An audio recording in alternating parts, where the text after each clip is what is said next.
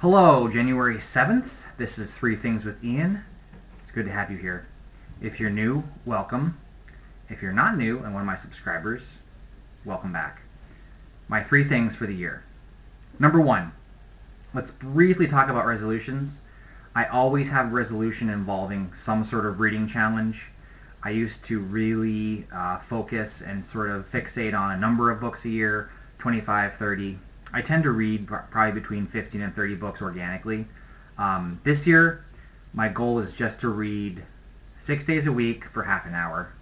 I honestly already do that, but it's kind of fun to have a goal or two that, one, you enjoy, and two, is kind of in your back pocket, and then you can see where it goes.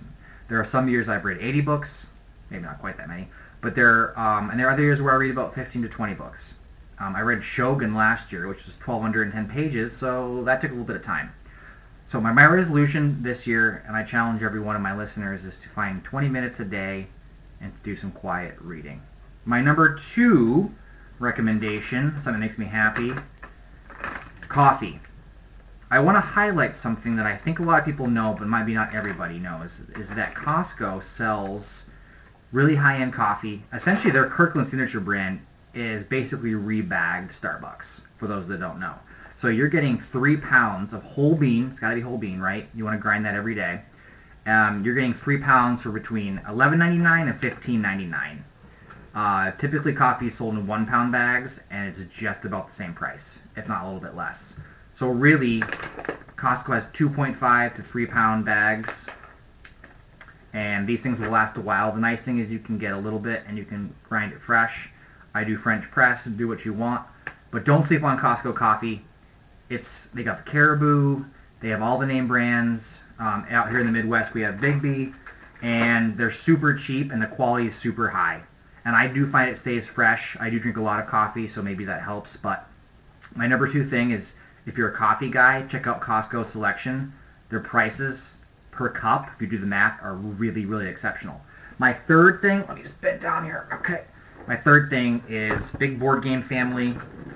Got this one for Christmas. Nekojima?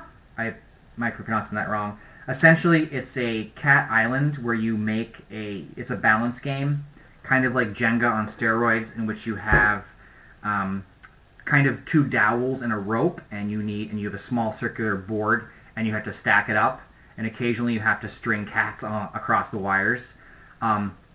It's a lot of fun. I will post a link to the game. Let me just grab it again, sorry. Nekojima, really fun game. Probably averagely priced. Okay, so the back has kind of that tower I was talking about right there. Different colors. It's cooperative or competitive, which is kind of a fun little wrinkle. So, let's recap January 7th.